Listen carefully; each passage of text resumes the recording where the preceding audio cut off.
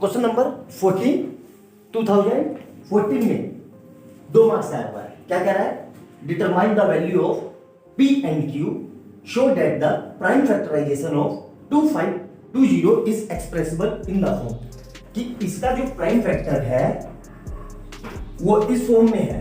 तो हमें क्या निकालना है? P और Q की वैल्यू। कैसे करेंगे? देखो ध्यान से, इसके प्राइम फैक्टर कर लो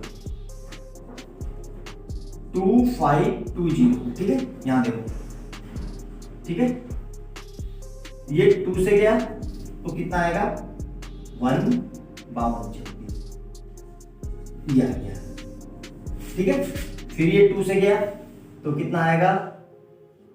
630, ठीक है। देखते रहना है, कहीं मिस्टेक होगी तो बता देना, ठीक है।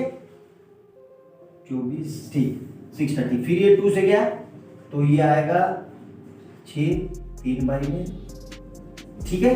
फिर ये अब ये 3 से जाएगा तो 30 10 टाइम में और फिर ये आ गया, ठीक है।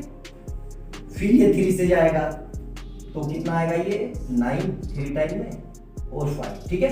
फिर ये देखो, फिर अब ये 5 से जाएगा तो यहाँ पे 7 आ गया और ये 7 आ गया, ठीक है। अब इसको एक साथ क्लब करके लिख देंगे। क्लब करके कैसे? 2 कितनी बार आ रहे हैं? यहाँ देखो 2 कितनी बार आ रहे हैं? 3 बार। तो ऐसे लिख सकता हूँ मैं? चलो पूरा लिख देता हूँ मैं। 2520 को मैंने प्राइम फैक्टर क्या है? 2 into 2 into 2 into 3 into 3 into 5 into 7, ठीक है। अब देखो, इसको मैं ऐसे लिख सकता हूँ, जब भी बेस सेम हो तो यहाँ पे पावर 1 1 1, बेस सेम होती है तो पावर क्या होता है? ऐड हो जाता है। तो मैं ये लिख सकता हूँ 2 की पावर 3, आई बात समझ में? इनटू, यहाँ देखो, यहाँ पे भी 1 है, यहाँ पे भी 1 है, तो 3 की पावर 2 इनटू 5 के साथ कुछ नहीं है और 7 के साथ कुछ नहीं है, ठीक है, मतलब 1 1 पावर है। अब इसको इसके इक्वल कर दो, ठीक है। किसके इक्वल?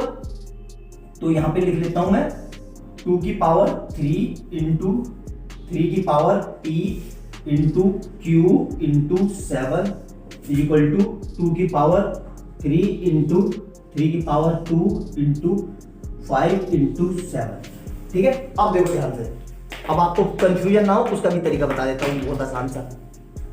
यहाँ 2 की पावर 3 है, यहाँ 2 की पावर 3 है, इसको कट कर दो, इससे हमें मतलब नहीं है। यहाँ पे भी 7 है और यहाँ पे भी 7 है, कट कर दो, मतलब नहीं है, ठीक है। अब हमें किससे मतलब है? P और Q से। तो देखो ध्यान से, यहाँ 3 है सर, बिल्कुल यहाँ 3 है, यहाँ 3 के ऊपर कितना है? 2, तो यहाँ पे P के ऊपर कितना होना चाहिए? 2, या इसको ऐसे कट कर दो तो यहाँ पे P लिखा है तो P के किसके इक्वल हो जाएगा? 2 के। तो P कितना आ गया? P इक्वल टू 2, एक ही मिल गया हमारा P। दूसरा देखो, हमसे क्या पूछा है? Q। तो अब इस ओवरऑल में क्या बच गया? यहाँ पे सिर्फ 5 बच गया, यहाँ पे क्या बच गया? Q बच गया, तो मतलब Q जो होगा वो हमारा 5 के इक्वल हो जाएगा। यही आंसर है, बोर्ड में आया हुआ है 2 मार्क्स का। देखो कितना बढ़िया क्वेश्चन आया, समझ में? मेरे ख्याल से कोई दिक्कत नहीं होगी, सिंपल सा है। बस क्या है कि ऐसे क्वेश्चन की हमें प्रैक्टिस नहीं होती, तो एग्जाम में एक बारी में नए लगते हैं और हम हड़बड़ाहट में सोच नहीं पाते, कर नहीं पाते कि स्टार्टिंग कहाँ से लो। तो एक बार ये क्वेश्चन कर लिए, आपकी आंखों के सामने आ गए, तो आप एग्जाम में इससे मिलता जुलता दूसरा क्वेश्चन बड़ी आसानी से कर लेंगे। तो सबसे बड़ी बात है इन क्वेश्चनों की प्रैक्टिस होना। ये प्रीवियस ईयर क्वेश्चन है, अच्छे से करो, बोर्ड में आए हुए हैं, ठीक है। वीडियो में और मैंने इससे पहले भी कई सारे क्वेश्चन डिस्कस किए हुए हैं नए नंबर सिस्टम के, प्रीवियस ईयर के, जाके देखो प्लेलिस्ट में, चैनल पे, अच्छे से समझ में आएगा आपको। कोशिश किया है मैंने कि पूरे कंसेप्ट कवर कर सकें, ठीक है। नोट डाउन करो अच्छे से।